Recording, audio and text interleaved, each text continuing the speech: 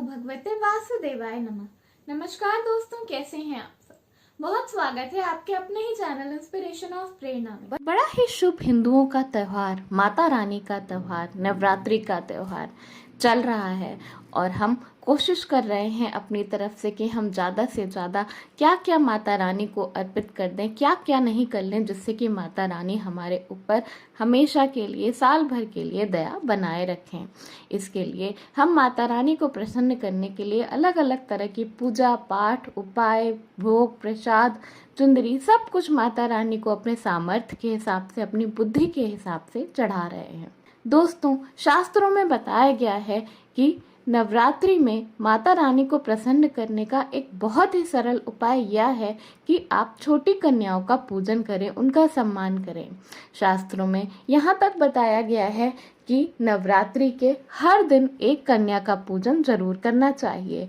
अगर रोज करना संभव ना हो तो कम से कम महासप्तमी, महाअष्टमी या महानवमी में से किसी एक दिन कन्या पूजन जरूर करना चाहिए।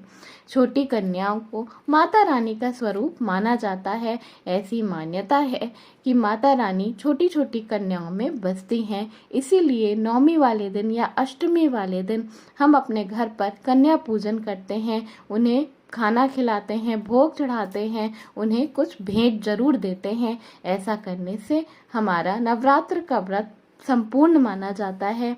ऐसी मान्यता है कि इन दिनों में, नवरात्र के दिनों में, माता रानी पूजन से जितनी प्रसन्न नहीं होती, उतनी ज़्यादा कन्या पूजा करने से, कन्या सेवा करने से प्रसन्न होती हैं। आज मैं आपको बताने जा रही हूँ कि नवरात्र के दौरान ऐसी कौन सी एक चीज़ है जिसे किसी भी दिन आप किसी भी एक छोटी कन्या को दे देंगे तो आपका नवरात्र व्रत सफल हो जाएगा। वो भेंट सीधे माता रानी तक पहुँच जाएगी। आपकी हर तरह की मनोकामना, चाहे वो धन से संबंधित हो, चाहे वो स्वास्थ्य से संबंधित हो, परिवार से संबंधित हो, शादी ब्याह से संबंधित हो, वो ज़रूर पूर्ण हो जाएगी। तो इसके लिए आपको करना क्या है कि नवरात्र में किसी भी एक दिन सुबह के समय नहा धोकर तैयार हो जाएं और उसके बाद आपको एक लाल रंग का वस्त्र पहनकर तैयार हो जाना है। माता रानी की पूजा में, नौ दुर्गा की पूजा में लाल रंग के वस्त्र पहनने का बहुत बड़ा महत्व माना गया है। आप किसी भी शुभ रंग का वस्त्र पहन सकते हैं, पर लाल रंग का वस्त्र अति उत्तम माना जाता है। नहा धोकर तैयार हो जाने के बाद आपको माता रानी के चरणों में बैठ जाना है और उसके बाद आपको ले लेना है एक श्रीफल। जी हाँ, आपको लेना है एक जटा वाला नारियल। अगर आपने अपने घर में कलश स्थापित किया है तो भी आप ये उपाय कर सकते हैं, और अगर आपने कलश स्थापित नहीं किया है फिर भी आप ये उपाय ज़रूर कर सकते हैं। तो आपको एक पानी वाला, जटा वाला नारियल ले लेना है और उसे गंगा जल से धोकर साफ स्वच्छ कर लेना है। उसके बाद कुमकुम में थोड़ा सा जल मिलाकर आपको उस नारियल पर स्वास्तिक बनाना है और स्वास्तिक बनाने के बाद आपको उस नारियल को महामाई के चरणों में, महादुर्गा के चरणों में, चाहे आपके घर में तस्वीर हो, फोटो हो या जहाँ पर भी आप पूजा कर रहे हो, वहाँ पर रख देना है। उसके बाद आपको एक शुद्ध घी का दीपक जलाना है। जिन लोगों ने नौ दुर्गा की स्थापना अपने घर में की है और उन्होंने अखंड दीप जला रखा है, उन्हें अलग से दीप जलाने की बिल्कुल भी आवश्यकता नहीं है। उसके बाद आपको वो नारियल महामाई के चरणों में रखते हुए आपको जो भी आपकी इच्छा है वो आपको माता रानी को इच्छा कहनी है। उसके बाद केवल एक बार आपको इस मंत्र का जाप करना है। सर्व मंगल मांगल्ये शिवे सर्वार्थ साधिके शरण्ये त्र्यंबके गौरी नारायणी नमस्तुते। इस श्लोक का अर्थ है सबका मंगल करने वाली देवी, सबकी मनोकामना को पूर्ण करने वाली देवी। तुम्हारे 3 नेत्र हैं जिससे तुम वर्तमान, भूत और भविष्य एक साथ देख सकती हो। तुम शिव पत्नी, तुम ही नारायण पत्नी, अर्थात भगवान के सभी स्वरूपों के साथ तुम ही जुड़ी हो। हे देवी, हे महादेवी, तुम्हें मेरा नमस्कार है। इस मंत्र का जाप आपको एक बार करना है। इसके बाद इस मंत्र का जाप आपको 108 बार वही महामाई के चरणों पर करना है। ओम ऐं ह्रीं क्लीं चामुंडाय विच्चे। ये महादुर्गा का सिद्ध मंत्र होता है। इसका जाप करने से आपकी हर तरह की मनोकामना की पूर्ति होती है। नवरात्र के दौरान हर व्यक्ति को इस मंत्र का जाप अवश्य करना चाहिए। इसके बाद आपको वो नारियल माता रानी के चरणों पे रखते हुए प्रार्थना करनी है और उसके बाद आपको वो नारियल माता रानी के चरणों से उठाकर किसी भी कन्या को देना है। कन्या 10 वर्ष के अंदर की ही होनी चाहिए, यानी कि कन्या की उम्र 10 वर्ष से ज़्यादा नहीं होनी चाहिए। कन्या पूजन करना महापूजन माना जाता है। आप जब नारियल कन्या को दें तो पूरे सम्मान के साथ उसे महादेवी का स्वरूप मानते हुए ही नारियल या श्रीफल उस कन्या को।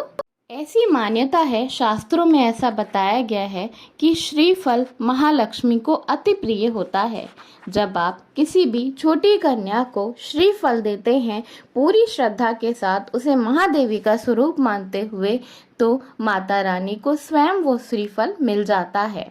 तो इस तरह से आपको उस छोटी कन्या को श्रीफल देना है पूरे सम्मान के साथ, उसे महादेवी का स्वरूप मानते हुए उसका तिलक करना है, उसके पैरों को धोना है और उसके बाद उसके पैर को छूना है। जी हाँ, आपको उसके चरण स्पर्श जरूर करने हैं। शास्त्रों में बताया गया है कि महादेवी के स्वरूप को यानी कि छोटी कन्याओं को कुछ रुपए पैसे देना भी अति शुभ माना जाता है। तो नारियल के साथ साथ छोटी कन्या को अपने हिसाब से जितना भी आप देना चाहें, 11 रुपये, 51 रुपये, 21 रुपये, 101 रुपये ज़रूर दें। ऐसा करने से आपके घर से दरिद्रता का नाश होता है, आपके घर का धन भंडार भरा रहता है। इसके साथ साथ दोस्तों, जब भी आप अपने घर पर कन्या पूजन करें तो आपको कन्याओं के हाथ में थोड़ा सा चावल देना चाहिए, अक्षत देना चाहिए और उनसे अपने भंडार घर में या अपने रसोई घर में वो चावल जाते जाते छिड़कवा देना चाहिए। ऐसा करने से आपके घर का भंडार कभी खत्म नहीं होता, आपके घर में अन्न और धन की कमी कभी नहीं होती। दोस्तों, नवरात्र में कन्या पूजन करना बहुत ही शुभ माना जाता है।